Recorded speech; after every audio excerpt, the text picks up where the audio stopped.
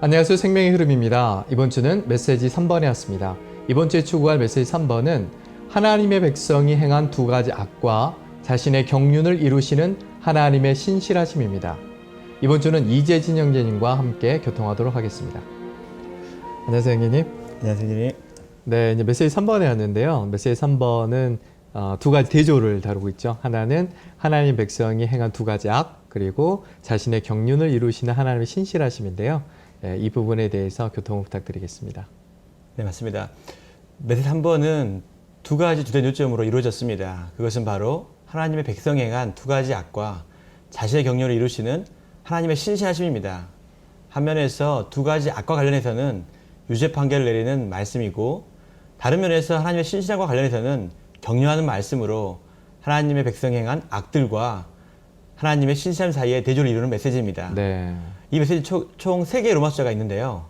로마 숫자 1번은 하나님께서 생수의 원천이 되는 것과 관련해서 하나님의 경륜 안의 의도와 신성한 계시의 핵심을 우리에게 보여줍니다. 아멘. 하나님의 경륜 안에서 그분의 의도는 그분께서 생수의 원천, 곧 근원이 되시어 선택하신 사람들 안에 분배되심으로써 그들의 만족과 누림이 되시는 것입니다. 네. 그런데 다만 우리의 누림과 만족이 되는 것이 목적이 아니라 이러한 누림에는 목표가 있습니다. 그것은 바로 하나님의 증가이자 하나님 확대인 교회를 산출하여 하나님을 표현하는 그분의 충만이 되게 하는 것입니다. 아멘. 로마서 2번은 이스라엘 백성이 행한 두 가지 악을 말합니다. 네. 에레미야서 2장 13절은 내 백성이 두 가지 악을 행하였다. 그들은 생수의 원천이 나를 저버렸고 자기들을 위해 저수들을 팠는데 그것들은 물을 담아줄 수 없는 새는 저수들이었다고 말합니다. 네. 이스라엘은 하나님의 표현인 하나님의 증거가 되기 위해서 생수의 원천이신 하나님을 마셔야 했지만 오히려 두 가지 악을 행하였습니다. 아멘. 이 형제님은 이 두 가지 악이 에레미야서 전체를 통제한다고 하셨습니다. 한 가지 악은 생수의 원천이신 하나님을 저버린 것이고, 두 번째 악은 자기들을 위해 저수들을 판 것입니다. 아멘. 저수들을 판다는 것은 이스라엘이 사람의 노력으로 애쓰면서 하나님을 대체하는 어떤 것을 만드는 것을 묘사하고, 저수들이 새서 물을 담아줄 수 없다는 것은 하나님 자신이 우리 안에 분배되지 않고서는 그 무엇도 우리의 갈증을 해결할 수 없고 우리를 하나님의 표현을 위한 하나님의 증가로 만들 수 없다는 것을 가리킵니다. 네. 하나님의 의도는 그분 자신을 사람의 만족으로 사람 안에 분배하여 하나님께서 확대가 되시도록 하는 것이었지만, 사람은 신실하지 않고 정숙하지 못하여 우상들 때문에 하나님을 저버렸습니다. 우리가 무엇이든 우리 안에 주님보다 더 사랑하고 귀하게 여기며 우리 생활에서 주님을 대체하는 것이라면 그것은 바로 우리 마음 안에 있는 우상들입니다. 특별히 고린도전서 12장 2절은 고린도 성도들이 이방인이었을 때 말 못하는 우상들 앞으로 이끌려갔다고 말합니다. 네. 우상들은 말도 못하고 소리도 내지 못할 뿐 아니라 우상을 경배하는 사람들을 말도 하지 못하게 하고 소리도 내지 못하게 만듭니다. 아멘. 많은 때 우리가 왜 집회에서 할 말이 없는가? 그것은 바로 우리가 우상을 접촉하고 우상에 우리 마음을 빼앗겼기 때문입니다. 네. 우리가 생수를 마시지 않고 우상을 누릴 때 우린 입은 있지만 하나님을 위해 말을 할 수가 없게 됩니다. 그러나 우리가 하나님을 생수의 원천으로 누릴 때 살아계신 하나님은 그분께 경배하는 사람들을 그분의 영 안에서 말하는 사람으로 만드십니다. 아멘. 할렐루야! 아멘. 네, 형님께서 하나님의 백성이 행한 두 가지 악에 대해서 교통을 해주셨는데, 이제 그 반대편에서 그렇지만 그분의 경륜을 이루시는 하나님의 신실하심의 면이 있잖아요. 네, 맞습니다. 그 면에 대해서도 교통을 부탁드리겠습니다. 아멘, 맞습니다. 이스라엘 백성이 두 가지 엄중한 악을 범하였지만 로마서 3번은 하나님의 경륜을 이루시는 하나님의 신실하심을 보여줍니다. 아멘. 우리는 신실하지 못하여 하나님을 쉽게 저버리지만 하나님은 가늠한 아내와 같은 우리를 결코 포기하지 않으시고 네. 하나님의 경륜 안을 이끄시는데 아주 신실하십니다. 아멘. 우리가 많이 부른 찬송 13장에 신실한 하나님, 긍휼과 은혜가 풍성하셔 내 모든 필요함 다 공급하셔 신실한 하나님, 내 아버지라는 찬송이 있습니다. 네. 우리가 천연적인 방식으로 하나님의 신실하심을 이해한다면 우리는 하나님께 주로 우리의 물질을 공급하시거나 물질적인 복을 주시는데 신실하다 생각할지 모르지만 이것은 우리의 타고난 이해에 따른 것이고, 아멘. 이 메시지에서 말하는 하나님의 신실하심은 우리를 우상들로부터 돌이키게 하시고 아멘. 그분 자신께로 다시 이끄시는 그분의 목적에 있어서 신실하시다는 것을 우리는 깨달아야 합니다. 네. 우리의 평안과 안전, 건강과 소유물이 우리에게 우상이 될 수 있지만 하나님은 우리가 생수의 원천이신 그분을 마실 수 있도록 그러한 것들을 빼앗아 가는데 신실하십니다. 아멘. 오늘 우리가 하나님을 실망시켜 드릴지라도 우린 낙심하지 말아야 합니다. 아멘. 하나님은 우리를 처리하시고 또한 우리를 성숙하게 하셔서 새 예루살렘이 되게 하실 길을 갖고 계십니다. 아멘. 믿는 우리는 그분의 이기는 신부로서 다음 시대의 새 예루살렘이 되든지 아니면 그분의 아내로서 영원히 새 예루살렘이 되든지 둘 중 하나가 될 것입니다. 다만 더 갈망하고 원하는 것은 네. 우리는 이 시대에 생수의 원천이신 하나님을 매일매일 마심으로써 아멘. 하나님의 참된 경배자들이 되기를 원합니다. 아멘. 그럴 때 하나님은 우리 안에서 실제가 되실 수 있고 이 실제는 결국 우리에게 참됨과 성실함이 되어서 우리는 하나님께 찾으시는 경배자들이 될 수 있을 것입니다. 아멘. 오, 주 예수님, 아멘. 당신 단체적으로 표현할 그리스도의 증가와 확대와 배필인 교회를 산출하기 위하여 아멘. 우리로 모든 우상에서 돌이켜 날마다 생수를 마시게 하시고 아멘. 설령 우리가 우상에 빠진다 하더라도 하나님의 경륜을 이루시는 데 신실하신 하나님이 계심을 찬양합니다. 아멘. 네, 형님 감사합니다. 아멘. 네, 함께 메시지 3번에 대해서 요약을 해보았습니다. 이제 이어서 이 메시지에 대한 영상을 함께 시청하시고 위트니스 리영계님의 관련된 영상을 함께 보시도록 하시겠습니다. Well, brothers and sisters, we come to message 3 of this training, and the subject of this message is the two evils of God's people and God's faithfulness in fulfilling His economy. Let me recite that again. The two evils of God's people. God's people committed two evils. This word evil is not slightly used, not easily used. They were evils in the eyes of Jehovah. But there's the other side, praise the Lord, and that is God's faithfulness in fulfilling His economy. So you have a contrast here. The evils of the people and the faithfulness of God. And these are the two main points that will comprise this message. Now, the main verse, of course, is Jeremiah 2:13, and let me read. For my people have committed two evils. They have forsaken me, the fountain of living waters. That's evil number one. Evil number two, to hew out for themselves cisterns, broken cisterns, which hold no water. And we will get into these two evils with the help of this outline. The burden of this message, in fact, the burden that the Lord has put within me in a very, very serious way, in a very, very heavy way. And if my words would be weighty and strong, I would hope that you would all receive that in the Lord's grace and by His mercy, because this is a word, both a convicting word concerning the evil or the evils, and encouraging because of God's faithfulness. May we all receive this word as from the Lord Himself to us. Now, Roman numeral 1 is actually a long Roman numeral, and that actually is taken from a footnote here, of course, that is in turn from the life studies of the book of Jeremiah, from chapter 2, verse 13, footnote 1. And it is also duplicated in the second key statement of this crystallization study this time. And so you can go and look at that, and of course it is in your outline, hopefully in front of you right now. I want to read this to you slowly and without much embellishing or even explaining. I think it is best that way. However, besides reading this, I want to finish this footnote, the other part of this footnote that is not quoted here, to complete the thought. In fact, to actually provide a context for us to appreciate this word. So it says here, Jeremiah, a book full of speaking concerning Israel's sin and God's wrath. chastisement, and punishment reveals that God's intention in his economy is to be the fountain, the source of living waters, to dispense himself into his chosen people for their satisfaction and enjoyment, with the goal of producing the church, God's counterpart, as God's increase, God's enlargement, to be God's fullness for his expression. The kernel of the divine revelation is that God created us and redeemed us for the purpose of working himself into us to be our life and our everything. And that seems like a mouthful.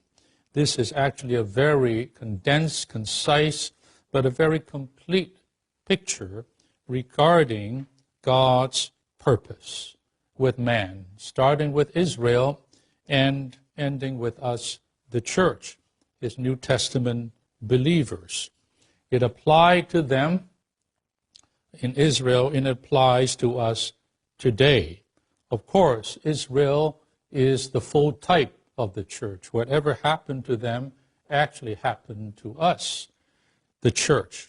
And so all these things, I'm talking about the speaking in Jeremiah, is applicable not only to the nation of Israel, but to the church of God, surely to us, the believers in the Lord's recovery in the local churches.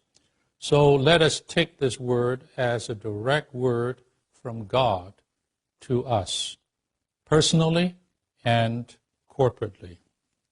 Now, the unfinished words are these. This is the heart's desire, the good pleasure of God in his economy. What I just spoke about God to be our fountain, the source of living waters, to dispense himself into us for our satisfaction, for our enjoyment, and even ultimately for our constitution. And the goal of all of this is to produce the church to be God's counterpart, increase and enlargement and fullness for his expression. This is God's heart's desire and good pleasure in his economy. The full development of this thought, sown as a seed in this verse, just this verse, verse 13, chapter 2, amazingly, is in the New Testament. You can almost say the entire New Testament developed this verse. Is a growth and development of the seed in this verse as the seed. Let me continue. Israel should have drunk of God as the fountain of living waters, that they might become his increase as his expression. But instead, they committed two evils. Rather than drinking God as the living waters, they committed two evils. They forsook God. They abandoned God. They turned away from God as their fountain, their source, and they turned to a source other than God. These two evils govern the entire book of Jeremiah. I hope you can remember that. As we read this book, these two evils actually govern the entire book. So we need to know what these evils are so that we can understand the word of the prophet. The hewing out of cisterns portrays Israel's toil in the human labor to make something, and that something actually is idols, to replace God. That the cisterns were broken and could hold no water indicates that apart from God himself dispensed into us as living water, nothing can quench our thirst and make us God's increase for his expression.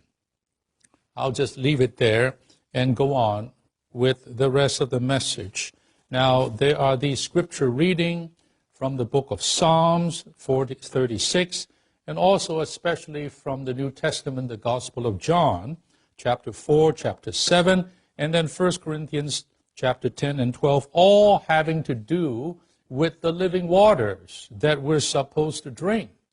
The water that Jesus will give us, the water whose source is a fountain, and that is God himself. And this fountain would be eventually be in us after we have drank or drunk of this water, and this fountain will flow up from within us and will spring up until eternal life. And out of our innermost being should be flowing with these rivers of living water, all referring to the Spirit, the ultimate consummation of the very triune God himself.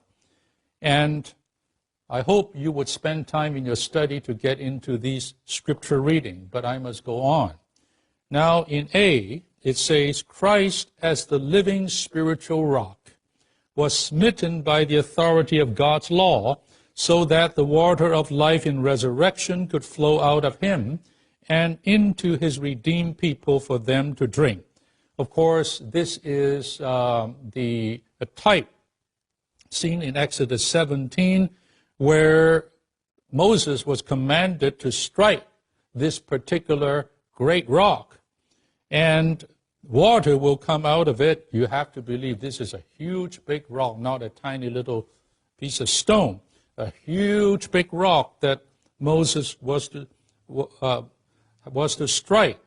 And so that water can come out. And of course, this is a picture of what happened on the cross. When Christ died on the cross, when he was pierced on his side, out came what? Blood and water. He was that very rock that was smitten by God. And that the fact that Moses did the smiting means the law that has the full requirement of God on all the sinners, and which the sinner cannot fulfill. Christ, the sinless one, died on our behalf on the cross and received the full onslaught, the full power, the full extent of that law on him by being crucified. And when with that smiting, with that opening of the wounds, with that piercing of his side, not only blood came out for our redemption, but the very water that is God flowed out for us sinners, saved sinners, to drink. Hallelujah. And in 1 Corinthians it say they drank, that is the Israelites drank of a spiritual rock that followed them. And there's a lot that we can talk about. Is this a moving rock? This is a mysterious rock. How can a rock move and follow God's people? What? Well, anyway, we have to believe it did. And it says that rock was Christ. It's very, very clear.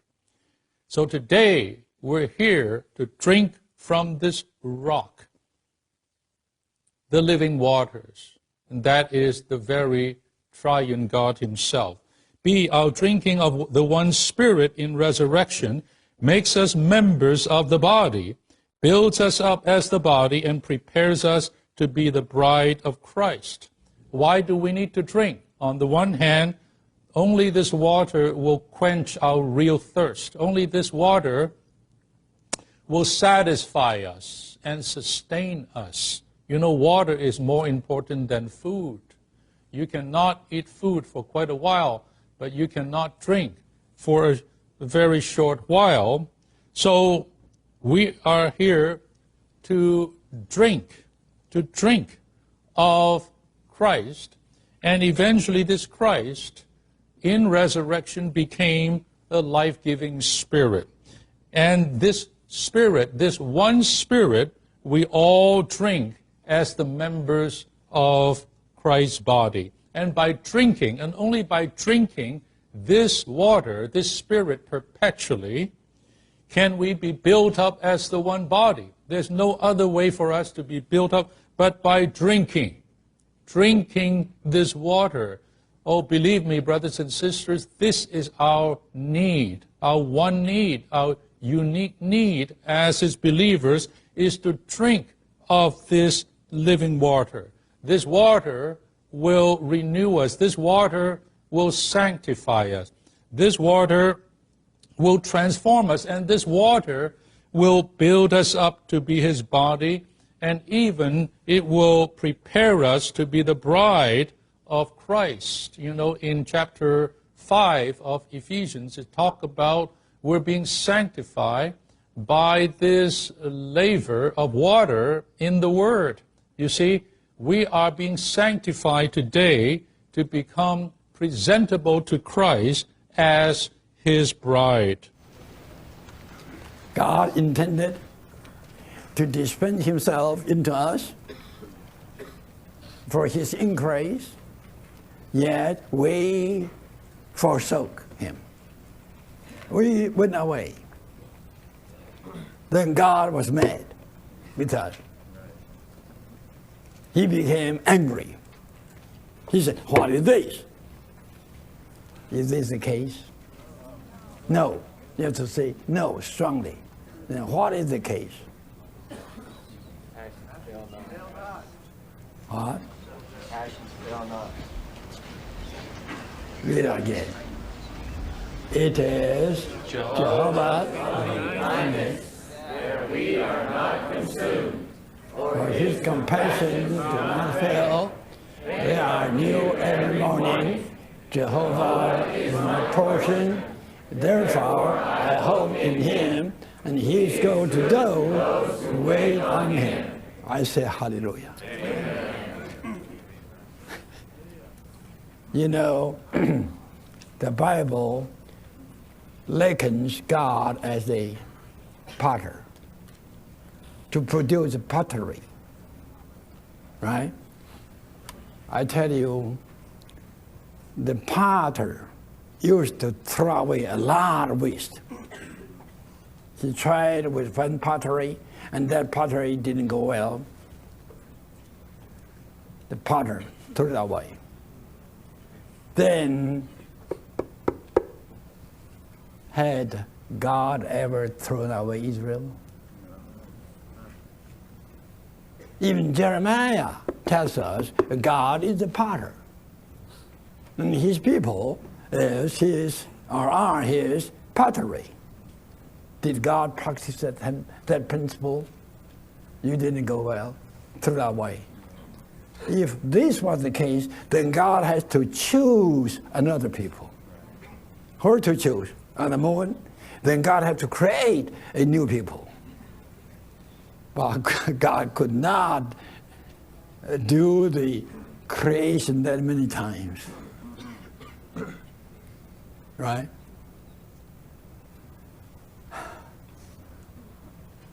You know, even Jeremiah, like the Bible, likens God as the husband. God was the husband to Israel, to His elect. According to principle, when the husband divorced the wife, that's it, right?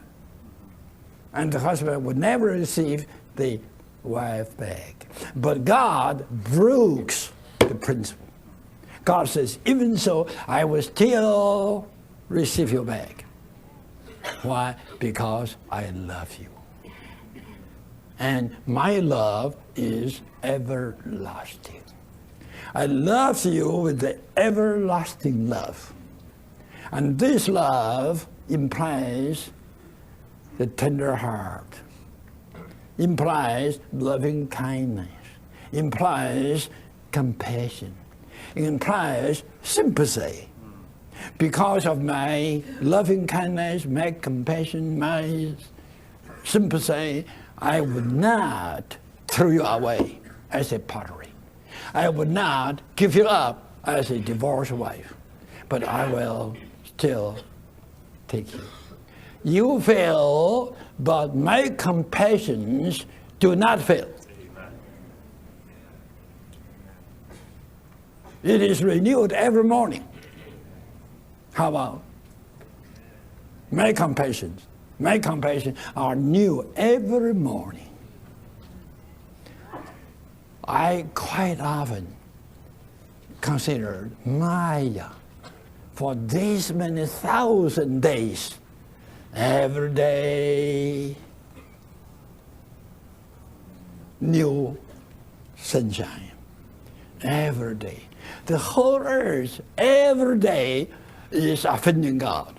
You think about in what day the earth, the world doesn't offend God. You read the newspaper, all kinds of murders, all kinds of thefts, all kinds of robbings, right? All kinds of sins. If we were God, we would say, give up the earth, let it go. But for this many years, 1 year is of 365 days, every day the sun rises up. Every day the sun rises up. Every day the sun rises up. Every morning God's compassions are new, just like the dew, morning dew. It is by these that we, the sinners, we, God's selected people, yet distracted from Him. It is due to God's compassion. God would not give up us. He would not. I'm still here. Let me share with you. I have to confess. Don't you know that every day we worship idols? Even today, every day, don't you worship idols? Don't you treasure something other than God? Quite often,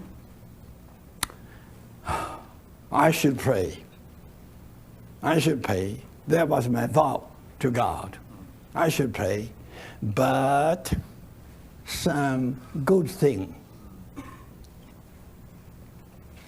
was sent to my home. When I heard the knocking, I should keep my vow, not caring for the knocking, right? But it's hard for me. Then I would turn to my wife, who is this? My wife says, my dumpling for your dinner. Shannon dumpling, North Shannon dumpling for your dinner. I said, I like to see it. Let's worship the idol. I treasured North Shannon dumpling much more than my God. Didn't you? You vowed to pray in the Saturday morning, but newspaper came. You like newspaper, something for sales. This is what I want. Oh, so cheap. It must be $28, but today it's $8. Go to do what? Pum, pum, pum, pum, pum, pum. To drive yourself to the main company to get that piece. You don't have any PIEC you have, but you don't have PAC. You have a piece of your treasure, but you lose the peace with God. That's a kind of worship of the idols. Every day, we are the same. Don't think only Israel were that bad. You were also. You are. Think about it. Even when the sample of the Revised Reconversion came to me when I was in that big conference in Princeton. My brother came from London. He was hurried up to get on the plane, and the Cambridge printing press didn't have the time to print the title on the leather cover. He brought me 2 copies. And Andrew, he got that right away. Andrew came to my room and showed us 2 copies. I was busy with God, but I was distracted. I assume my wife, lovely. That is what? That's the treasure, not of the Bible, of the idol. Because I like the covers. I like the revised one. And I like Cambridge production. That is my idol. Watson, you think about every day we treasure something other than God. We were Israel. Don't read the Bible for others. You have to read the Bible for yourself. Every page, it talks about you. Think about it. Based upon this principle, every day we have idols. This is why God rebuked Israel, you have idols, so many as your cities. If there is a city, there's an idol. Think about your daily life. In what item of your daily life there's no idol? Am I right? Right. Okay. But we have idols. Hallelujah. He has compassion. We are so evil, yet he is so compassionate. It is his loving kindness that we are not consumed. For his compassions do not fail. We fail. Every day is a failure. But to him, every day is continuation of his compassions. Amen. So we are still here. Hallelujah. I got saved more than 65 years. I should be given up millions of times by him, but he didn't. His compassions have been keeping me in his army for his economy. This is second banner. Right? Have you got it? 우상을 정리하고 주님 자신께로 돌아감. 요한은 요한일서 5장 21절에서 어린 자녀 여러분 자신을 지켜 우상들을 멀리하십시오 라고 말했습니다. 여기에 있는 우상들은 또한 참되신 하나님을 대치한 모든 것을 가리킵니다. 참되신 하나님의 참된 자녀들인 우리는 모든 대치물에서 자신을 지키기 위하여 깨어 있어야 합니다. 미국과 서구화된 대부분의 나라에는 사람이 만든 조각상들은 거의 없지만 우상의 원칙으로 행해지는 많은 것들이 있습니다. 하나님은 그분을 닮고 그분으로 채워질 그릇으로 사람을 창조하셨습니다. 그러나 사탄의 전략은 사람이 하나님이 아닌 다른 것들로 채워지고 사로잡히게 합니다. 우리 안에 하나님을 대신하는 무언가가 있을 때마다 그 무언가가 하나님의 입지를 빼앗고 우리를 소유한다면 그것은 우상이고 우리의 영을 더럽히는 것입니다.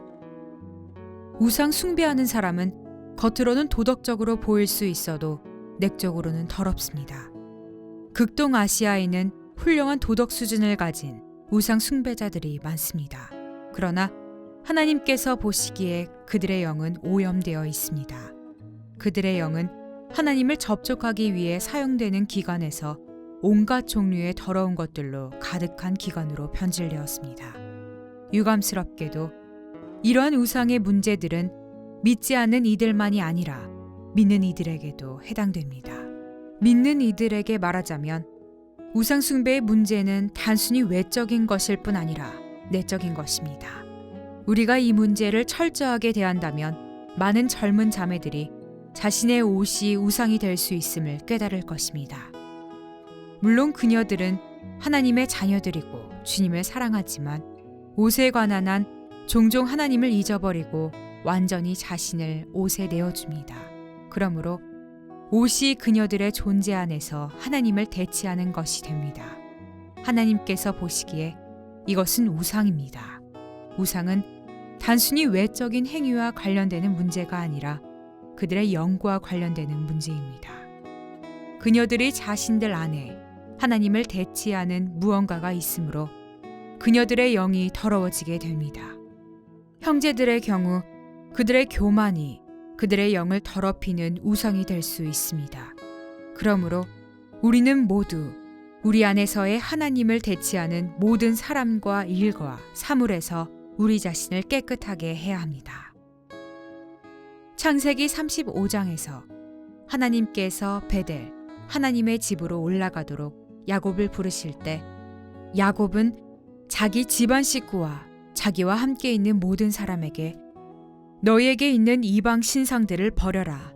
너희 자신을 정결하게 하고 옷을 바꾸어 입어라.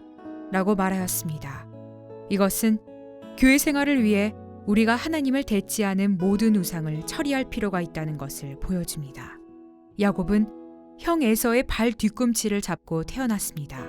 따라서 야곱이라는 이름은 바로 빼앗는 사람이라는 뜻입니다. 그는 계략이 많고 총명하고 재간이 있는 사람입니다. 그는 장자권을 갈망하여 팥죽 한 그릇으로 형의 장자권과 바꾸었습니다. 그는 아버지의 축복을 갈망해서 형의 옷을 입고 아버지께 사냥해온 고기를 가져가서 아버지의 축복을 속여 빼앗았습니다. 그는 형이 자신을 죽이려는 것을 알고 외삼촌 라반의 집으로 도망쳤습니다. 그곳으로 가는 길에서 하나님은 처음 야곱에게 나타나셨습니다.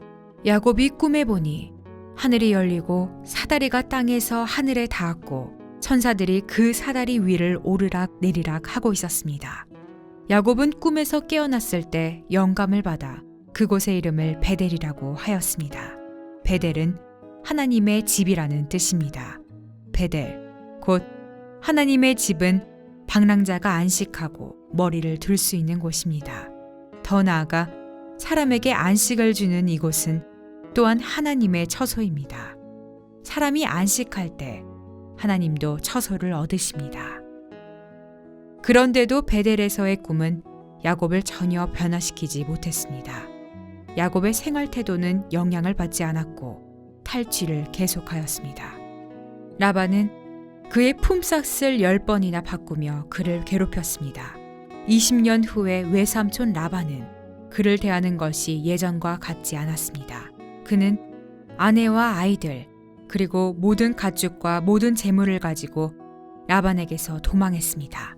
그는 자기 형과 자기 삼촌과 자기 사촌들과의 관계에서 많은 고통을 당하였습니다. 그러나 야곱이 그러한 고통을 당하고 있었을 때 결코 그가 자신을 정결하게 하거나 자신을 정리했다고 말하지 않습니다. 성경은 오히려 우리에게 야곱의 교활함과 탈취함을 알려줍니다. 그러나 세겜에서 야곱의 마음을 움직이는 어떤 일이 일어났습니다. 야곱은 나는 다 얻었으니 나날들을 평안히 지낼 수 있다 라고 생각했습니다. 그러나 하나님은 환경을 일으키셨습니다. 그의 외동딸 디나가 더럽혀졌고 그의 아들들이 사람들을 죽이고 성을 약탈함으로 그를 괴롭게 하였습니다. 하나님은 환경을 통해 야곱의 마음을 만지시고 그가 급진적인 전환을 하게 하셨습니다. 이것은 하나님께서 오셔서 그에게 말씀하실 길을 얻게 하였습니다. 그러므로 하나님께서 다시 야곱을 부르셨습니다. 그분께서 그에게 일어나 베델 곧 하나님의 집으로 올라가라고 하실 때 야곱은 하나님의 말씀에 반응하여 한 차례 철저한 정리를 하였습니다. 하나님은 야곱에게 설교하지 않으셨습니다. 오히려 야곱의 마음이 만져졌으므로 그 결과 그는 하나님의 말씀을 들을 준비가 되어 있었습니다. 하나님은 단지 일어나 베델로 올라가 그곳에 거주하여라. 내가 너희 형 에서를 피해 달아날 때에 너에게 나타난 그 하나님을 위하여 그곳에 제단을 쌓아라. 라고 말씀하셨습니다. 야곱은 이 음성을 듣고 다시 한번 자기와 자기 집안 식구를 주님 앞에 인도하고 주님께 자기와 자기 집안 식구를 정결하게 하시기를 간구했습니다. 그 다음으로 우리는 하나님의 말씀에 대한 야곱의 반응을 봅니다.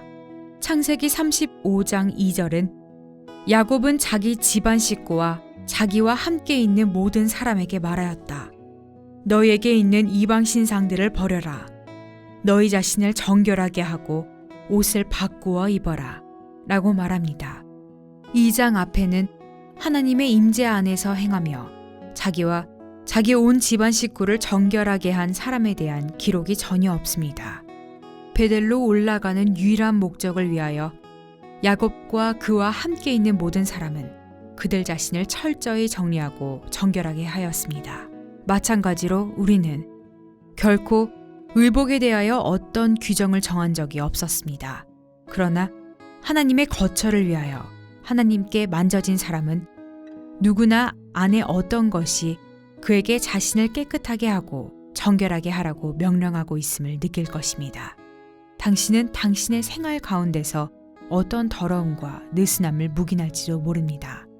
그러나 당신이 교회를 만지고 진지하게 교회 생활을 할 때면 언제나 안에 무엇인가가 교회 생활에 합당하지 않은 일들에 관하여 당신에게 명령합니다. 하나님께서 야곱에게 일어나 베델로 올라가라고 명령하신 후 야곱에게 이방 신상들을 버리고 그들 자신을 정결하게 하고 옷을 바꾸어 입으라고 하지 않으셨습니다. 그러나 야곱의 깊은 속에 있는 무엇인가가 그에게 이것을 요구했습니다. 야곱은 베델을 위하여 하나님의 집을 위하여 즉 하나님의 영원한 거처를 위하여 만져졌으므로 그러한 급진적인 변화를 거쳤습니다. 먼저 야곱은 자기 집안 식구들과 자기와 함께 있는 모든 사람에게 그들에게 있는 이방 신상들을 버리라고 말했습니다. 야곱과 그의 식구들이 라반에게서 도망할 때 라헬은 드라빔을 취하였습니다. 35장 전에는 야곱이 라헬에게 그것들을 버리라고 명령한 적이 없었습니다. 그러나 하나님께서 그에게 베델로 올라가라고 말씀하신 후 모든 사람은 그들의 이방신들 곧 그들의 우상들을 포기했습니다. 이것이 성경이 우리에게 보여주는 중요한 원칙 중 하나입니다. 하나님의 거처를 위해 먼저 버려야 하는 것은 우리의 우상들입니다. 많은 사람이 그들은 우상과 아무런 상관이 없다고 주장할지 모릅니다. 물질적으로 말해서 우리에게 우상이 전혀 없다는 것은 사실입니다. 그러나 영적으로 말해서 우리는 우상이 무엇인지를 알아야 합니다. 우상은 하나님을 대체하는 것입니다. 당신의 교육, 야망, 지위, 이름, 갈망, 의도는 당신의 생활 가운데서 하나님을 대체하여 우상들이 됩니다. 이러한 빛 가운데서 그 문제를 본다면 우리는 우리에게 많은 이방신들이 있음을 시인할 것입니다. 우리의 친척이나 친구가 우리의 생활에서 하나님을 대체했다면 그들이 우리의 우상이 됩니다. 우리의 부모와 배우자와 자녀들도 모두 우리의 우상이 될 수 있습니다. 본 내용은 위트니스리 전집, 요한일서 라이프 스터디, 창세기 라이프 스터디, 12광줄이 가득히에서 발췌하였습니다.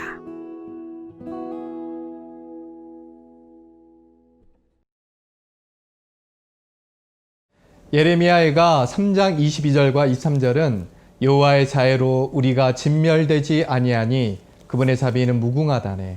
이것들이 아침마다 새로우니 주님의 신실은 크기도 하십니다. 라고 말합니다.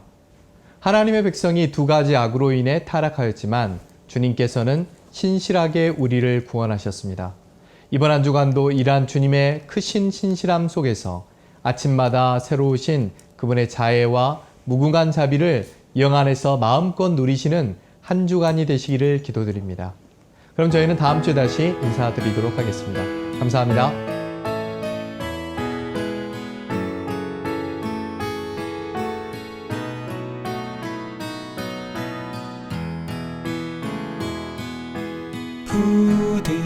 부드러운 마음을 가진 하나님과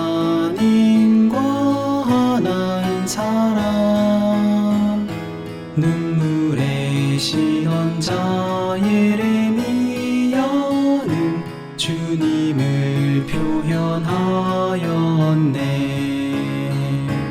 부드럽고 동정이 가득했던 신실한 자 주님 대신에 울며 통곡하였네. 눈물 박하 골짜기 그 용의 샘이 되어 흘린 눈물을 그 영으로 채우네. 하나님은 생수의 원천 매일 그분 마셔야 하네. 주는 우리 구원 힘과 노래라 주 이름 불러 마시라. 부패하고 거짓된 타락했던 사람들 생수의 근원 하나님을 버렸네. 이제 주께 돌아와 하나님 바라보라. 생명의 법이 우리 맘에 새겨져.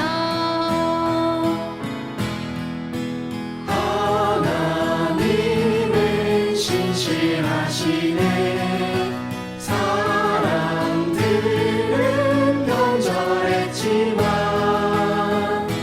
때론 이해 못할 환경을 통해 결국 우리를 얻으시네.